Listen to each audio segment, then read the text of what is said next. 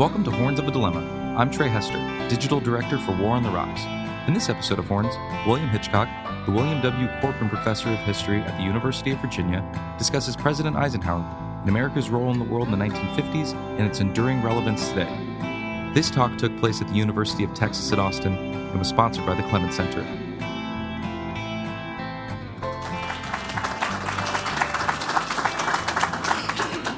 Today I want to start out my remarks by presenting you with a presidential puzzle, a presidential head-scratcher. If you look at the history of the years, American history between the years 1945, the end of the Second World War, and 1961, when John Kennedy was elected president, what you find is, in that 15-year period, one man stands out as the dominant figure in American public life: Dwight D. Eisenhower. He was, in that period, the most admired, the most popular, the most emulated figure in American life. Now, his reputation as the leader of the great Allied coalition that won the Second World War, of course, had already won him acclaim and won him a place in the history books. He then went on to win two landslide elections for president in 1952 and 56. And during his 8 years in the White House, Dwight Eisenhower's average approval rating over the entire 8 years was 65%. The next best in that ranking is Bill Clinton at 55%, and Ronald Reagan coming in third at 53%. So Dwight Eisenhower has a higher popular approval rating than any post-war president by a mile. So not only was he respected already for his war service, but of course for his presidency. Americans loved him. But the puzzle is that starting out from the very moment that he began to run for president in 1951, began thinking about it and talking about it publicly, right through those same 8 years as president, right through the decade after he left the White House until he died in 1969, and indeed for about a decade after that, Americans, scholars, writers, politicians of both parties, analysts of one kind or another, consistently underrated Dwight Eisenhower, consistently saw him as subpar, mediocre, maybe even a failure. And that's my presidential puzzle. Robert Taft, who ran against him in 1952 for the nomination, called him a lightweight and said he was too inexperienced to be president. Hey, times have changed. Taft, Mr. Republican, he felt he was the experienced guy. Eisenhower was just a Johnny-come-lately. Adlai Stevenson, who ran against him twice in 52, 56, mocked Eisenhower for basically being a tool of the right wing. Corporate America, really had no brains of his own. Harry Truman in 1952 said Eisenhower shouldn't run for president. He should, quote, go back to the army where he belongs. He has no business in the political arena. That was the sitting president at the time. A 1958 book by a journalist named Marquis Childs, not terribly well known anymore, but a very, very important journalist of the 50s, wrote a book in the last years of Eisenhower's presidency called The Captive Hero. And that was a phrase that many people sort of settled on to describe Ike. He was a hero, but he'd been taken over by the GOP, and he would be trotted out by the party to say things, but to mouth words that were written by others. That basically he was just an empty suit covered with medals. And scholars agreed. And after Eisenhower left office in 1962, a poll of 75 U.S. historians, always trouble when you poll historians about anything, but they did agree on where Eisenhower should rank, and it was shockingly low. This poll, 1962 poll of historians about the presidents, ranked Eisenhower 22nd out of only 31 chief executives, bottom quarter, just. He was nestled between Chester A. Arthur, who came out just ahead of Ike, and probably the worst, or let's say one of the worst presidents in American history, Andrew Johnson.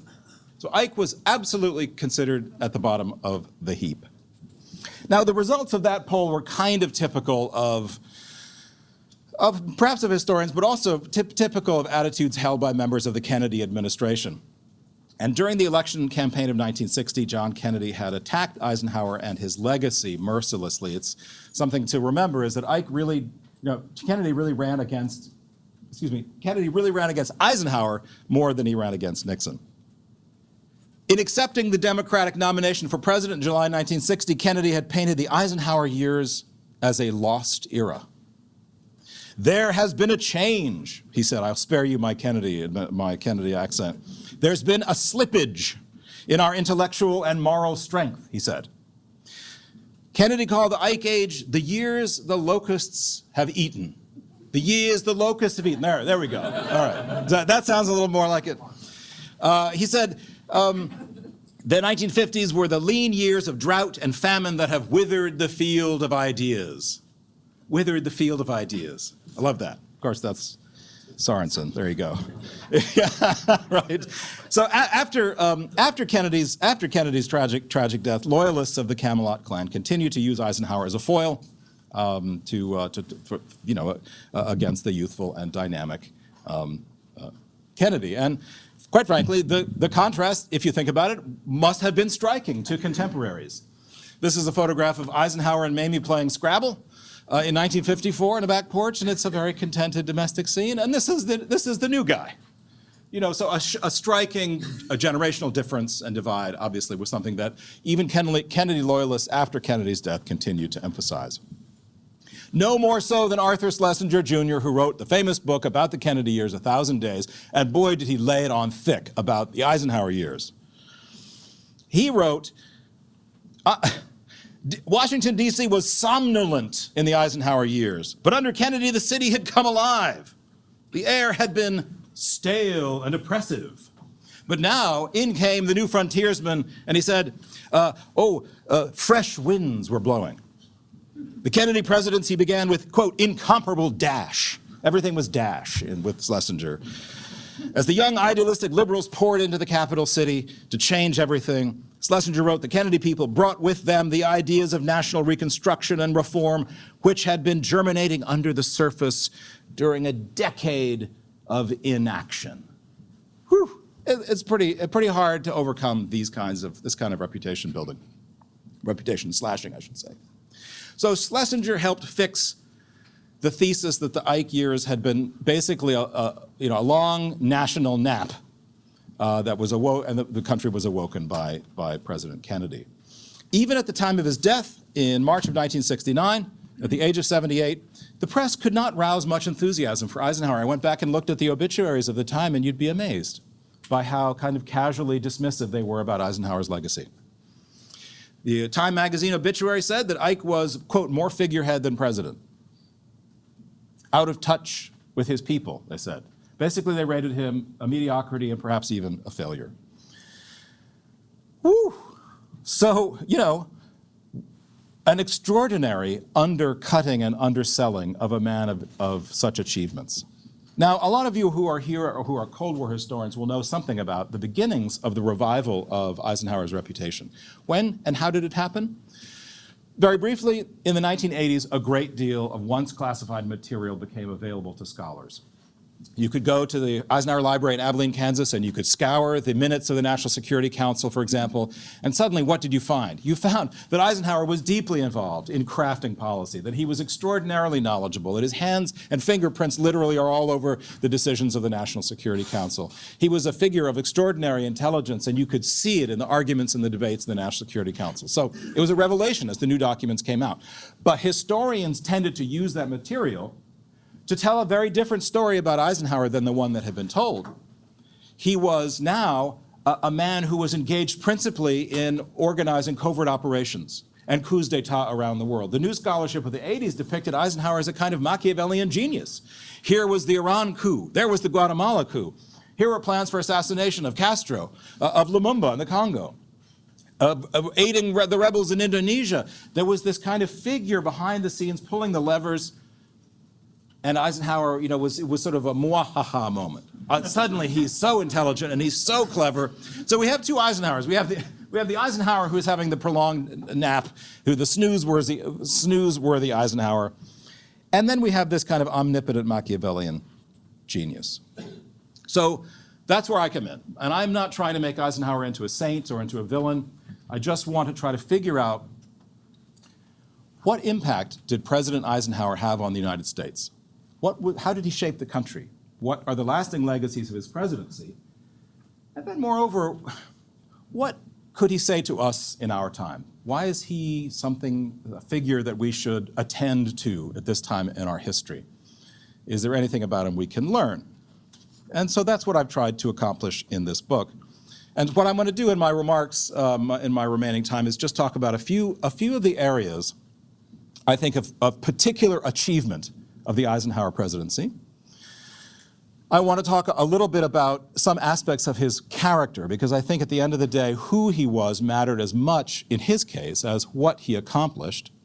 And then I want to talk a little bit about areas in which he failed or fell short, or in which we can and perhaps should criticize him. I will answer the question why Ike matters. I'll get to that at the very end. Let me blast through a few of what I think of his substantial contributions in ways in which he was consequential. Eisenhower believed, if you could ask President Eisenhower, what do you think was your major, most important achievement, it would have been the way that he managed the Cold War, that he managed to avoid major conflict overseas in the 8 years that he was in office, and that he worked very, very hard at doing that. He felt that was his great legacy, was to avoid war while managing a whole series of crises. And quite honestly, it is an astonishing record if you add it all up. His first move was to go to Korea. He did that even before he was sworn in as president, and he saw immediately the war could not be won. It needed to be ended. He did think for a time about how to end it through victory, maybe even expanding the war, maybe even using nuclear weapons in the Korean Peninsula. He debated that briefly as president in the first few months, but he got lucky, as Eisenhower often did. Joseph Stalin dropped dead in March. The Chinese, the Russians, and the North Koreans began to agree, move closer to an agreement towards an armistice, and Eisenhower accepted a deal, the armistice of 1953. Now, what I think is interesting here is that Eisenhower was under quite a lot of pressure from his own political party not to accept the armistice. The domestic politics for him, the party politics, were actually very risky. They wanted full victory. They wanted Douglas MacArthur. And Eisenhower said, look, a Cold War is better, a Cold War is better than a hot war in Korea. And he accepted that agreement. I think that took a certain amount of guts for a president who was in his first 6 months of office. I think that's one area in which we can say, we are still fighting the Korean War, but that was certainly one of his most popular decisions, was to end the Korean War. An overwhelmingly popular decision at the time amongst the American public, even though the politics of it for him were not always so good. Eisenhower also decided to keep U.S. ground troops out of Vietnam in 1954, when there was an opportunity or maybe a risk of getting involved in the Vietnam War. Of course, you'll know the story. The French were at the tail end of a decade-long conflict. It was winding down. The French put all of their chips on a battle in the northern part of the country at Dien Bien Phu, feeling that a big conventional battle against the Viet Minh might give them a chance to turn the tide of war. It was a disaster from the beginning. The battle went badly, and the French appealed to the United States for aid. Now, the Americans had already been funding that war for a long period of time, but they said, please get some boots on the ground, help us out, maybe some air cover, some air power, and get us out of this business. Eisenhower refused. Eisenhower refused. He told his advisors, I cannot conceive of a greater tragedy for America than to get heavily involved in an all-out war in any part of those regions. Prescient, I think. Many of his advisors took a different view. The chairman of the Joint Chiefs, Admiral Radford, even the Secretary of State, John Foster Dulles, tried to convince Eisenhower to assist the French, at least partially, at least in some way, to keep the war going. Eisenhower refused again. I cannot tell you, he said to these men, how bitterly opposed I am to such a course of action. This war in Indochina would absorb our troops by divisions. Now, we know that there's more to the story in the sense that the United States would go on to commit a great deal of prestige and money and resources to building the state of South Vietnam after the partition of Vietnam, after the French lost, after they got out, and drew a line across the country. Here is Eisenhower meeting with Ngo Dinh Diem, the strongman of South Vietnam. So it's not as if Eisenhower didn't want to commit to support a quote-unquote democracy in South Vietnam, but he wasn't ready to fight for it in 1954. He stayed out, despite the pressure of his advisors, which I think, again, is a mark of this man. He was perfectly willing to deny the advice of some of his most powerful and experienced team. Now, I'll just wrap this up on the foreign policy side by saying this is a pattern. Eisenhower, during his 8 years in office, managed to keep the United States out of a number of significant conflicts, and he also tried to keep his allies out of conflict. And the case that comes to mind is the Suez Crisis of 1956, when the British, French, and Israelis invaded Egypt in an effort to retake the Suez Canal. And Eisenhower used extraordinary pressure to get the British and the French to withdraw from that conflict. At the time, this was a striking divergence between the United States and its closest allies. What a shocking thing to do. Maybe Eisenhower should have backed the Allies and invaded Egypt and overthrown Nasser. But Eisenhower's view was this is very likely to escalate into a conflict with the Soviet Union. Soviets already had aircraft in Syria. They were flying them over Egypt, and it could easily have gotten much more dangerous.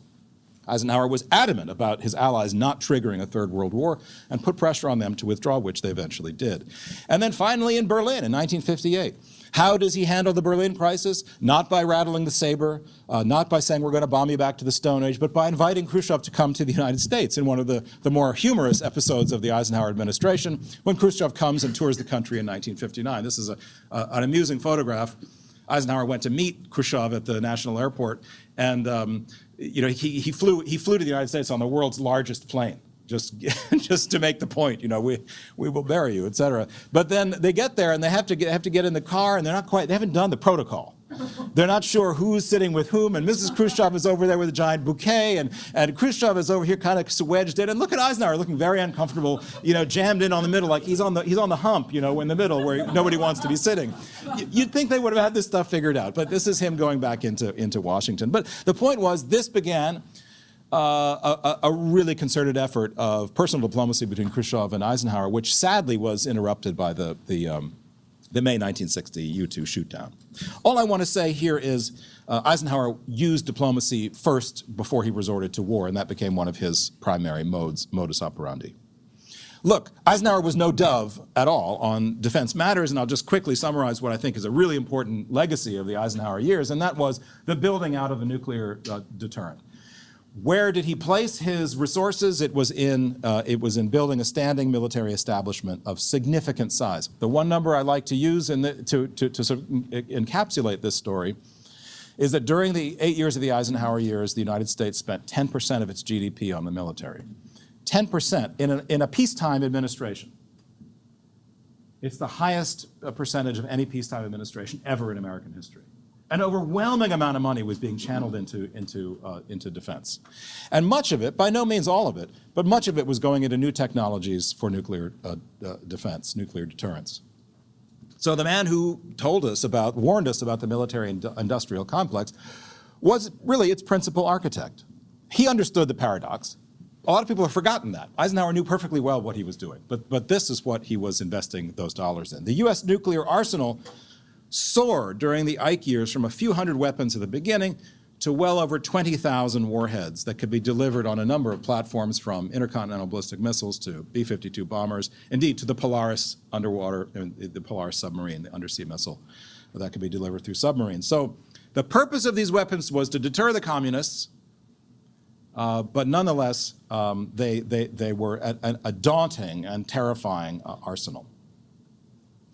Question, were these weapons ever going to be used? Was this really, did everybody know that these weapons would never really be used? They were just built to deter, but God forbid, no one would ever use them, right? Eisenhower is a puzzle on this, because if you read through the minutes carefully, you see him, not just once or twice, but repeatedly, saying, look, if it comes to that, we're going to hit him with everything we have. We'll hit him with everything in the bucket. He uses language like that to a remarkable degree, almost carelessly. And some historians say, well, this is just Ike being Ike. He liked to shoot the breeze and talk a big game and so forth. But my reading of the evidence is that at least in one particular geopolitical case or crisis, the crisis over Taiwan, the offshore islands crisis. Eisenhower was prepared, was ready, was intellectually and morally completely prepared to use nuclear weapons against China in 54, 55, and especially in 58. Had an invasion of Taiwan been launched, Eisenhower would very have likely used nuclear weapons. Mind you, that doesn't mean eradicating Beijing, but it does mean using nuclear weapons of various size on a limited target set in China. China not being a nuclear power yet, so that's the issue. What would the Russians have done? Eisenhower thought they would not have responded, in part because he could read the growing Sino-Soviet tension. Anyway, we can come back to that later. All right, so this is controversial. His legacy in foreign affairs is, in this respect, somewhat controversial. But actually, this is the policy of peace through strength that guided the U.S. through the Cold War, and that every subsequent president basically followed. So Eisenhower was, again, this is part of his legacy, was shaping a strategy to wage and finally to win the Cold War. A couple more things about his achievements. Two more areas I want to point to that I think deserve a little bit of attention in putting together Eisenhower's impressive resume. The second one is the economy. Just mention briefly a few points about this.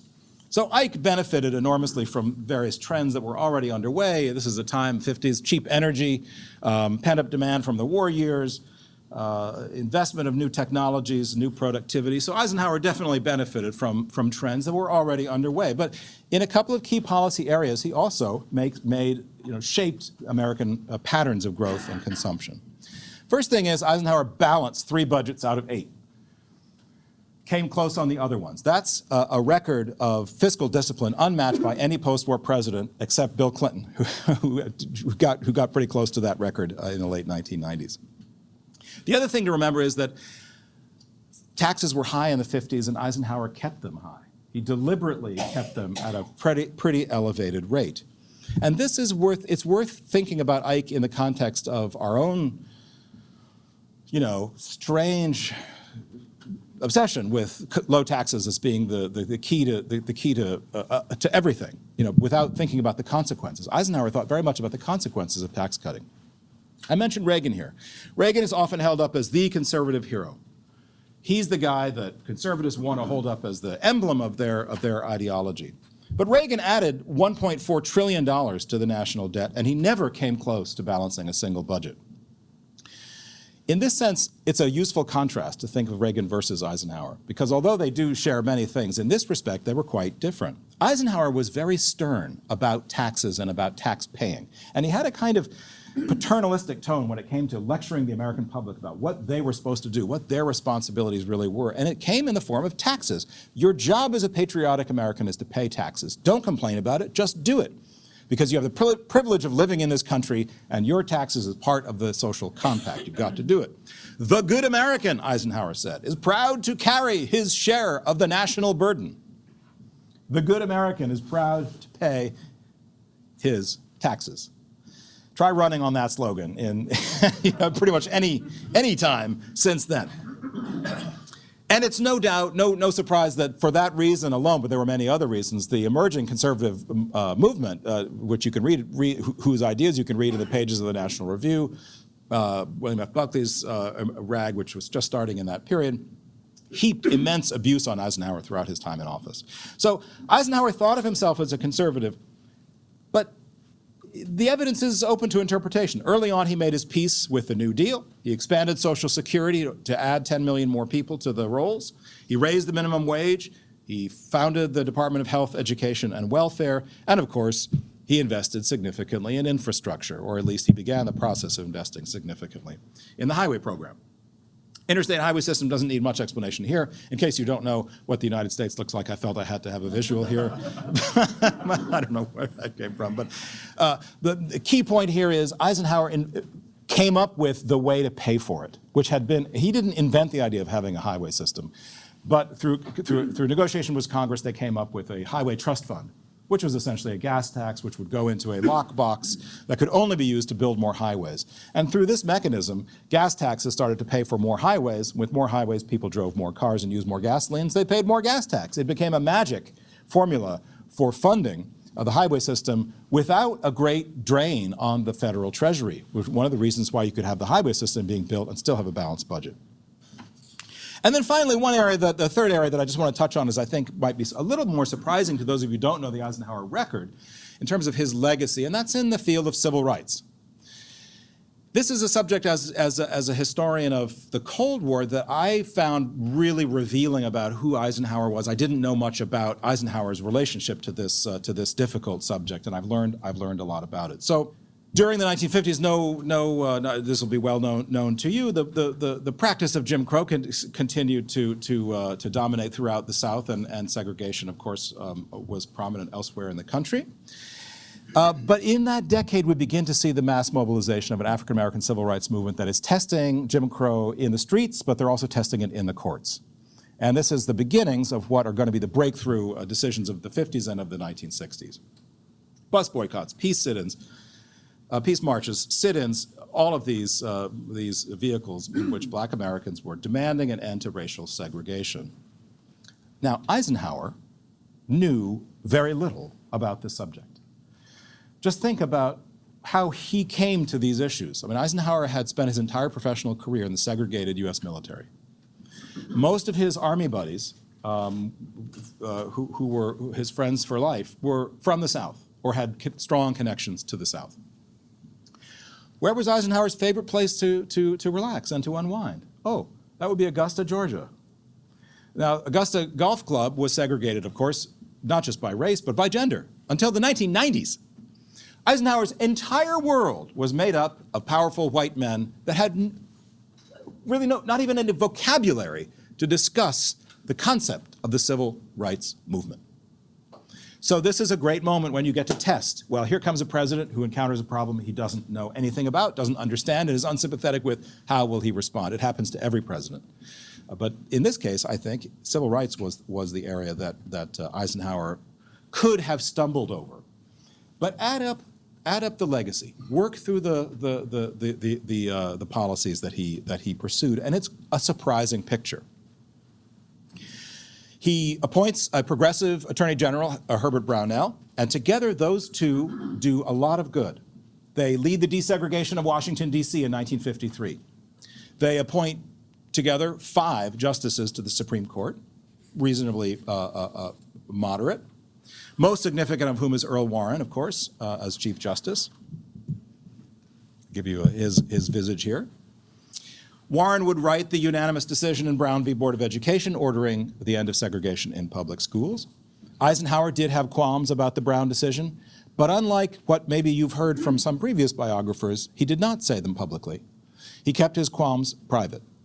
And he at no point did he try to undermine the authority and the legitimacy of the United States Supreme Court to determine what the law is, to determine how to read the Constitution.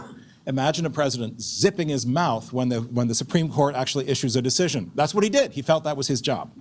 He did have some concerns about the pace of change that Brown would have seemed to have initiated. He also steered through a wary Congress the 1957 Civil Rights Act, the first civil rights law since the end of Reconstruction. And that Civil Rights Act is not widely known because it was the later acts so much more important, but it was the beginning. It was just the beginning. And for one thing, it created the Civil Rights Division of the Justice Department. And of course, the thing that's probably most familiar to you is Eisenhower took an enormous risk in sending in federal troops to Little Rock, Arkansas to make sure that the desegregation of that, court-ordered desegregation of that school, continued despite local resistance of Governor Orville Faubus and other troublemakers in the city of Little Rock.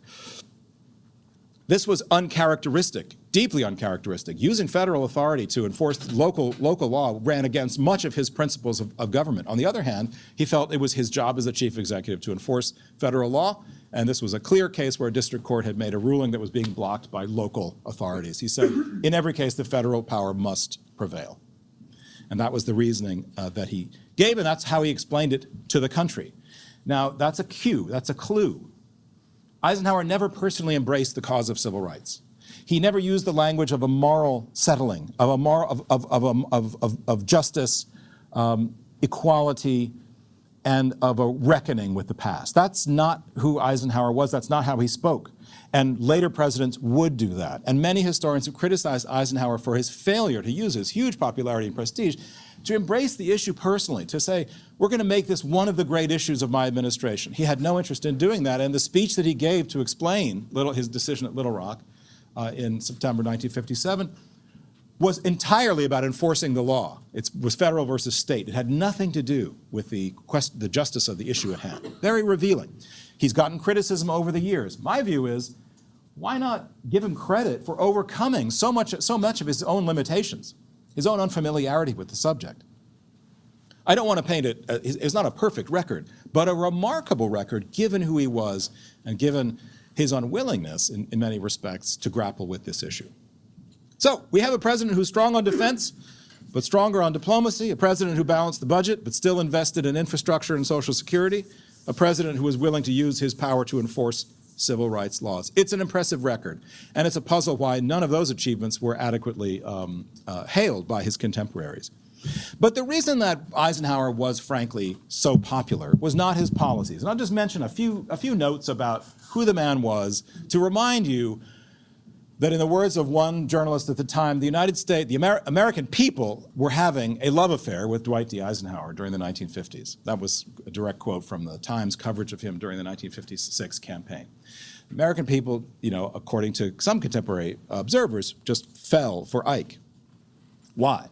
This is one of my favorite photographs of Eisenhower because it's 1946. He's just about to be chief of staff, and he just looks like he, is so confident in his own skin. And when Americans looked at Eisenhower, they saw what Americans love to see in their political leaders, a winner.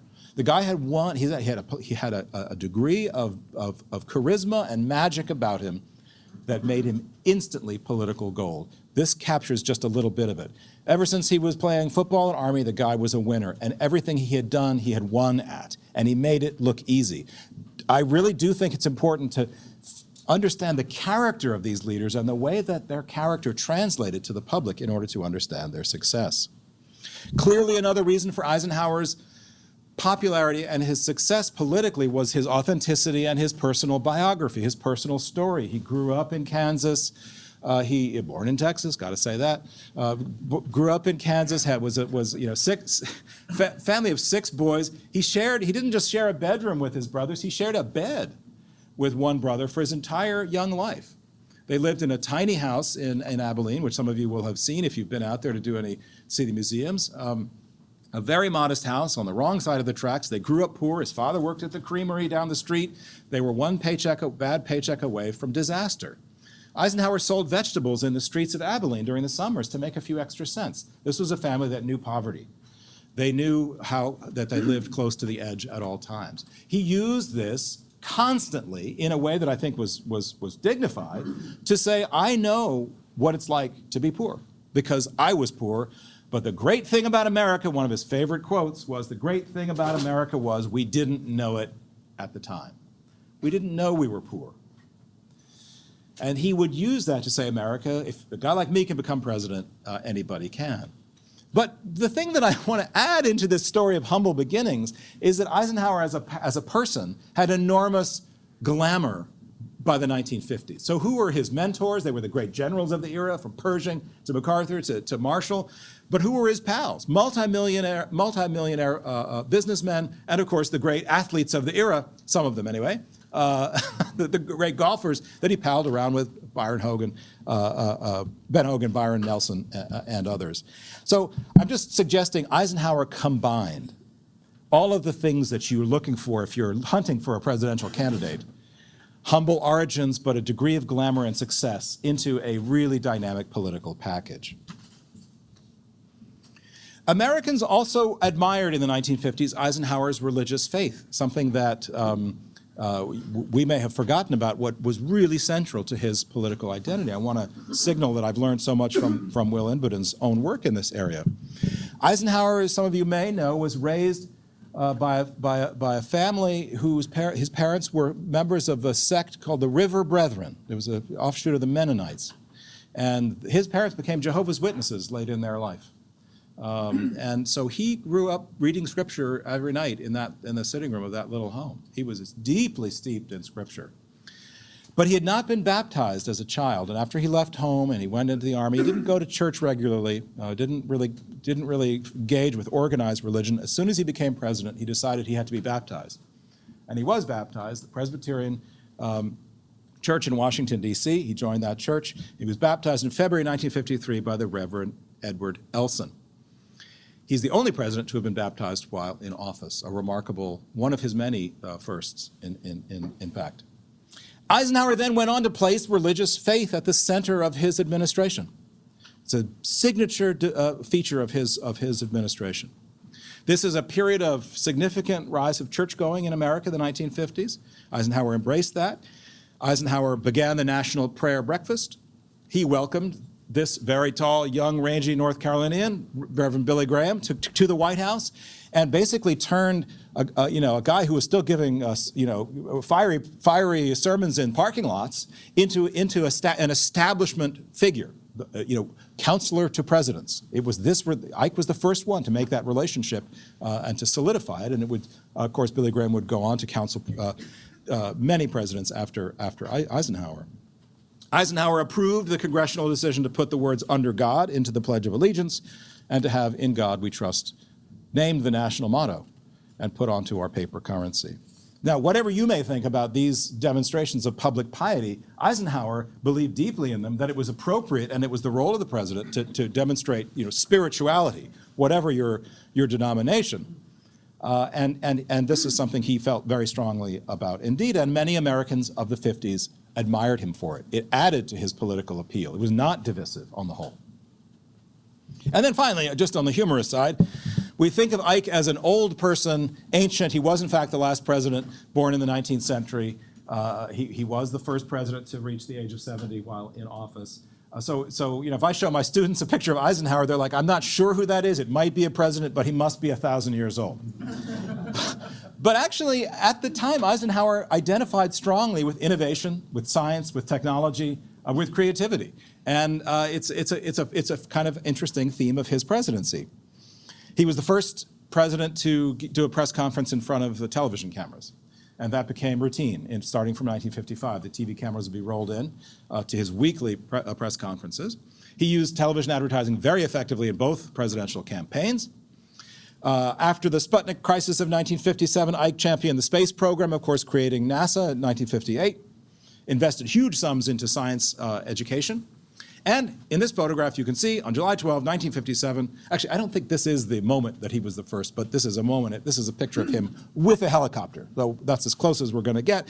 But he became the first president to ride in a helicopter. And he used the helicopter not only as his own little toy, choppering out to Gettysburg or Camp David, but he actually, on that famous trip that Khrushchev came to the United States, he said, Premier Khrushchev, come out onto the lawn, I want to show you something. And he took Khrushchev up in a helicopter, and they choppered around Washington, D.C. This is 1959. Khrushchev was, thought, this has got to be a bad idea. I'm not getting into that thing. They did, and they swooshed around Washington, D.C. at rush hour, and he pointed out the various sites of the city. So just a remarkable sense for his willingness not just to take risks, but to embrace innovation and technology. Well, look, I painted a pretty glowing portrait here of Eisenhower, and I'm going to wrap up by just directing our attention to many of or at least three of the areas in which he could be criticized. And I can do this in one photograph, or actually three, but all on one slide. There are three areas in which I could just mention, and of course there are many more, but let me just very quickly point out ways in which he could be and has been taken to task by historians, and indeed by contemporaries in the 1950s. So one puzzle that I had to figure out and work through was why Nixon? Why Nixon? And the answer. I don't know that I found a very good answer, to be honest with you. I'll just summarize my thesis on this. I think choosing Richard Nixon as a running mate was a bad decision. And not because of who he became later, though one could make that argument, but because I don't think Eisenhower used him as vice president at all adequately. I think it was a terrible match.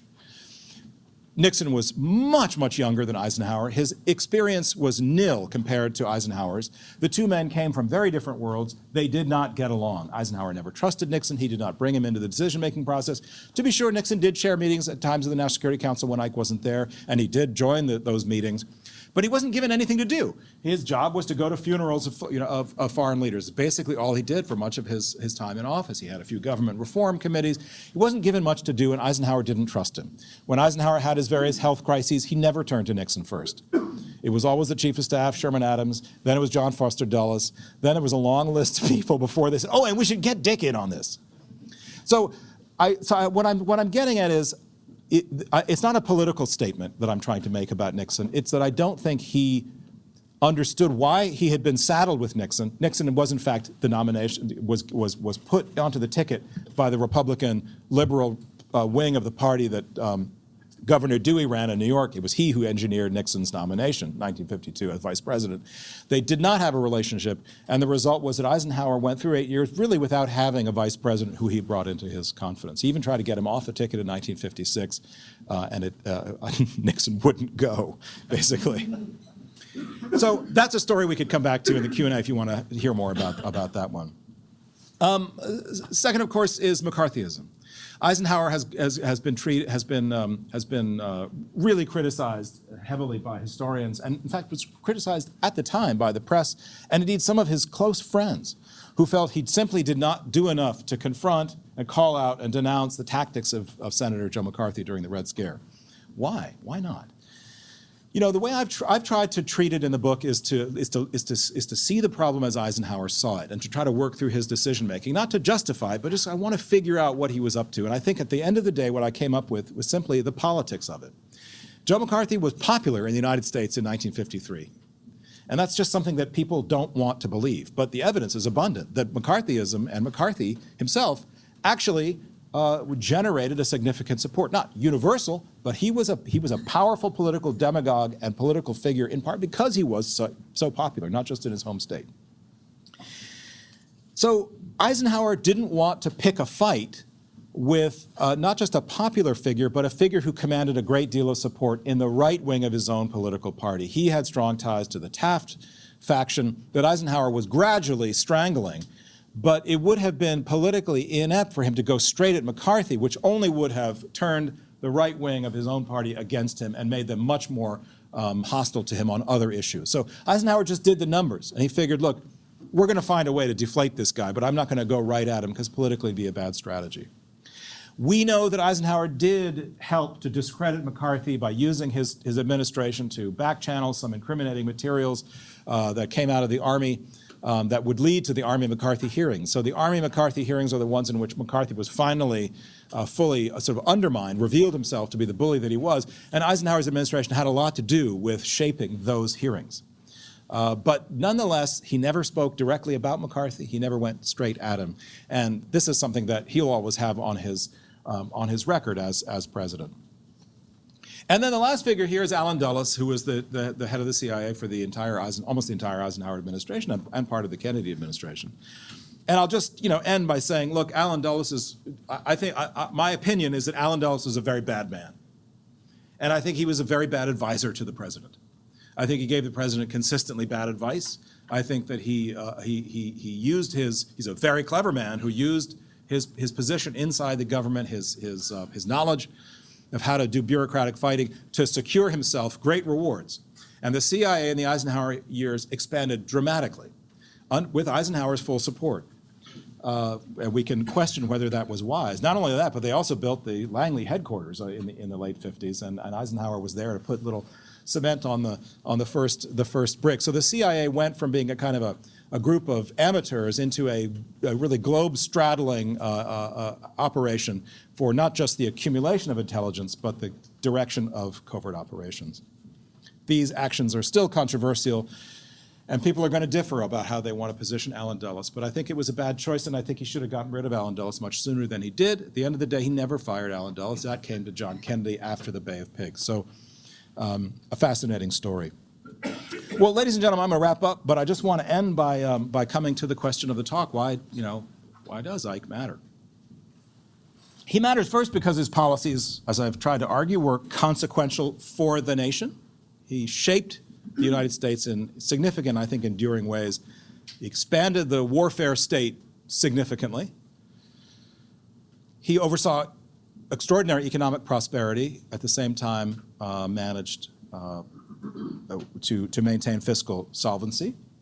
He advanced civil rights further along towards the great breakthroughs of the 1960s, and I think he shifted the Republican Party itself from a place on the far right to moving it much closer to the center of American political life. It didn't stay there, but he tried his damnedest to essentially give the GOP a heart transplant and to make it more international, more cosmopolitan. And I think he did vanquish, for a time, the Taft right wing of the party. We know the story was that the GOP would not stay there for long, and they would turn their back on moderate Eisenhowerism in 1964 with the nomination of Barry Goldwater to run for president. And indeed, some might say that they never came back. But Eisenhower's efforts, I think, were significant and enduring on that score. But second, I'll just say that I think there are a few principles that we can draw from Eisenhower and that are relevant to today. It's not just about what he did in the 50s. In foreign policy, he demonstrated what I would call strategic patience. I know that word has come under some, has been taken out of context to criticize Obama. But actually, Eisenhower is an exemplar of strategic patience. He combined internationalism, alliance building, and deterrence with extraordinary success to manage the crises of the Cold War. The 50s was not a quiet, happy decade. The 50s, any one of those crises that I mentioned could easily have blown up and gone in a very different direction. I think Eisenhower managed the Cold War with real skill through the principles of strategic patience. Second, I think he showed that moderation can work in America as a political strategy, but it's actually really hard. Polarization is easier. Moving to the flanks and denouncing everybody except your little faction is actually much easier than trying to manufacture a coalition in the center. It takes a gifted politician, which it turns out Eisenhower was, to pull it off. And as we've seen, it's a rare feat. We could discuss if other presidents have been as successful or have even tried it. Third, this principle that I want to draw your attention to is his style of governance, which I call in the book the disciplined presidency. Eisenhower was a remarkably disciplined person, but I think it really translated into an effective presidency, and it's something that I think gets harder and harder. And Jeremy, you've written about this so well, about the scale and the scope of the presidency being so much greater now than it was in the 1950s. So perhaps Eisenhower's style of discipline and organization matched on well to the White House at the time. But nonetheless, it took him to drive his desire for order right down through the administration. Every Monday, Eisenhower met with leaders of Congress, every Monday. Wednesdays, he held a weekly press conference, a week. He'd walk into the India Treaty Room and he would be available to the press for 30 minutes. You know, sometimes he didn't say much. He was good at that, but he was available to the press in a way that we've completely forgotten about now. Every Thursday, he chaired the National Security Council, and every Friday, he met with the cabinet. I say this because he did it in a way that provided predictability and a sense of order. You know, the Truman administration had been somewhat improvisational. The Kennedy administration, by design, was not interested in this kind of bureaucratic, boring meetings. He said, "Oh, we're not going to do that. I got Bobby to do everything for me. It's going to be great. We're going to be nimble, fast, quick." Eisenhower was like, "No, you got to be focused on the planning." On the NSC, the National Security Council, Eisenhower himself chaired the meetings of the National Security Council, and at the end of his administration, the NSC tallied up Eisenhower's attendance rate. It was 90%. He chaired 90% of the meetings, weekly meetings of the National Security Council.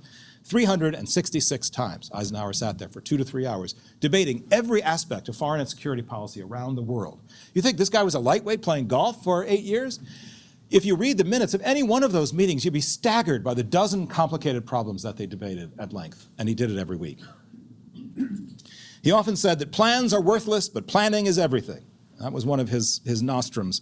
But I really think it tells us a lot about the guy. When a crisis happens, and it will, at least you're ready, you have a sense for where to turn.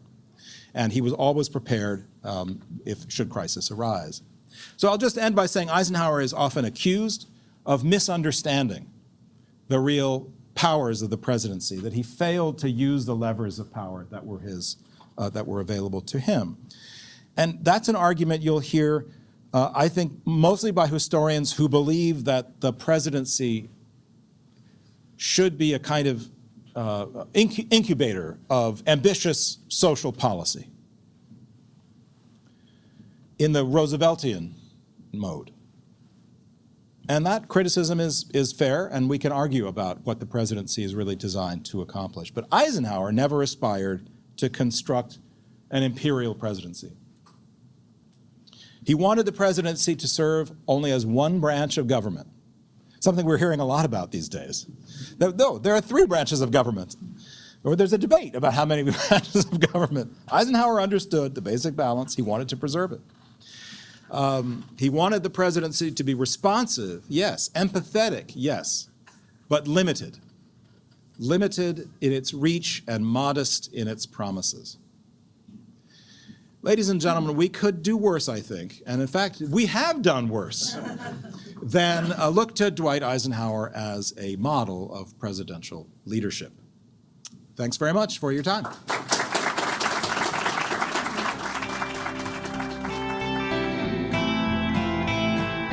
Thanks for listening to this episode of Horns of a Dilemma.